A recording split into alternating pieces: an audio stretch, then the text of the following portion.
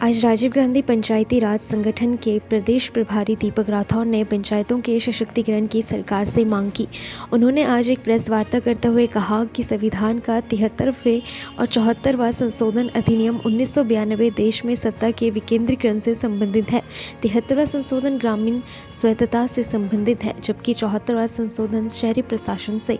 सरकार को चाहिए कि वह संविधान में संशोधन कर पंचायतों को सशक्त करें, उनके अधिकार बढ़ाएं, साथ ही पंचायतों को सीधा बजट आवंटित किया जाए ताकि पंचायतें अपने क्षेत्र की जरूरत के अनुसार आगे की कार्रवाई कर सके। सबसे पहले तो मैं आपको जानकारी दे दूं कि राजीव गांधी पंचायती राज संगठन का राष्ट्रीय महासचिव बनने के बाद मुझे उत्तराखंड की जिम्मेवारी दी गई बतौर प्रभारी। तो ये मेरा पहला दौरा है और आज जो हमारे ज़िला के जो अध्यक्ष हैं, डिस्ट्रिक्ट कोऑर्डिनेटर्स हैं, इनके साथ हमारी पहली बैठक है, जिसमें हम इनके साथ बैठक में ये तय करेंगे कि किस तरह की हमने अगली रणनीति जो है वो राजीव गांधी पंचायती राज संगठन को लेकर रखनी है। तो इसको विषय को लेकर हमने ये चर्चा इनके के बीच रखने जा रहे हैं, सबके बीच में रखने जा रहे हैं कि सत्ता का विकेंद्रीकरण जो है राजीव गांधी पंचायती राज संगठन का मेन फोकस रहा है कि जितने ज़्यादा हाथों में सत्ता जाएगी उतना ज़्यादा जो विकास त्वरित होगा और लोकतंत्र भी स्थापित होगा। और जितनी हम ताकतों को कंसंट्रेट करते हैं एक ही जगह में, एक ही आदमी के पास ताकत होगी या दो ही लोगों के पास ताकत होगी, तो कहीं ना कहीं हम अपने लोकतंत्र के साथ जो है वो विश्वासघात कर रहे हैं।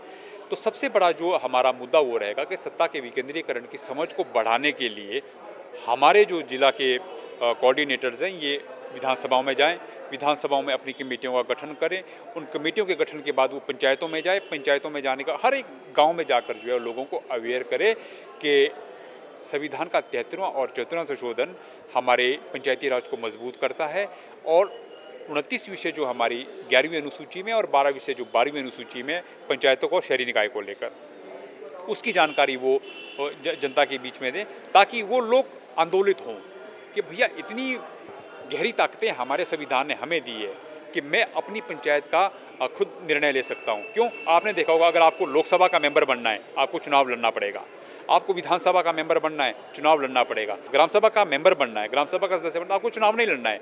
आपकी उम्र 18 वर्ष होनी चाहिए और आप भारत के नागरिक होने चाहिए। सिर्फ यही दो शर्तें हैं।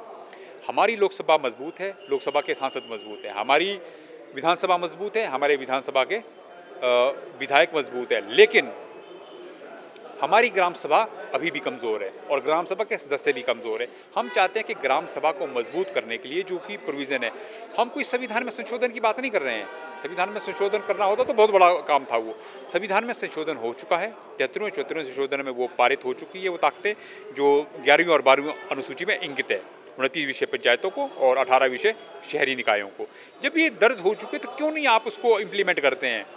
केरल ने तो इम्प्लीमेंट कर दिया, उत्तराखंड में क्यों नहीं हो सकता, या देश के दूसरे राज्यों में क्यों इम्प्लीमेंट नहीं हो सकता? ये इसी विषय को लेकर आज हम अपने जिलाध्यक्षों के साथ बैठेंगे कि आप गांव-गांव में जाकर लोगों को अवेयर करो कि आपको बहुत बड़ी ताकतें दी गई है संविधान के 73वें 74वें संशोधन के माध्यम से। आप सिर्फ लोगों को जागरूक करो और सरकार के ऊपर दबाव बनाओ कि जब तक आप 73rd और 74th अमेंडमेंट को लागू नहीं करते तब तक हम आपके साथ नहीं चलेंगे।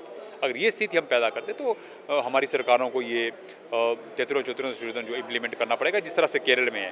केरल में आपको हैरानी होगी कि केरल एकमात्र ऐसा राज्य है जहाँ पर 73वें 74वें संशोधन जो है इम्प्लीमेंट है। और सबसे खूबसूरत चीज़ वहाँ पर ये है कि वहाँ वार्ड सभा होती है, वार्ड सभा में जो प्रस्ताव पारित हो गया वो ग्राम सभा में जाता है और ग्राम सभा में पारित होने के बाद इम्प्लीमेंट एकदम से हो जाता है। क्यों? 3 F उनके पास है, फंड, फंक्शन और फंक्शनरी। तीनों चीज़ें उनके पास है। फंड से मतलब उनके पास अपना बजट है, फंक्शन से मतलब कि जो कार्य योजना उन्होंने तैयार करनी है उसके लिए मसौदा उनके पास रहता है, फंक्शनरी का मतलब है उनके पास कर्मचारी, अपने कर्मचारी हैं। तो तीनों चीज़ें की व्यवस्था होने पर, फंड, फंक्शन और फंक्शनरी व्यवस्था होने से क्या हो रहा है, एकदम से जो भी वो काम करना चाहते हैं बजट उनके पास है, फटाफट वो कार्य योजना तैयार करते हैं और इम्प्लीमेंट कर लेते हैं। बाकी प्रदेशों में जब बजट लाने में ही आपको 6-6, 8-8 महीने, साल लग जाता है, वहाँ पर 6 महीने में तो वो काम को कंप्लीट करके साइड में कर लेते हैं। क्यों? क्योंकि उनके पास जो है 73rd और 74th अमेंडमेंट जो है वहाँ पर लागू है। हम चाहते हैं कि उत्तराखंड में भी जो है ये चीज़ लागू हो, लेकिन किसके माध्यम से हो? पहले लोग अवेयर हो जाए, वो अपनी ताकत एक महसूस करें और उस एनर्जी के साथ जो है वो अपने सरकार के ऊपर दबाव बनाएं कि हमें जो है 73rd और 74th अमेंडमेंट में जो प्रोविजन दिए गए हैं उनको जो है ज़मीन पर उतारा जाए। ये जानकारी या ये समझ बढ़ाने के लिए आज हम यहाँ पर मौजूद हैं।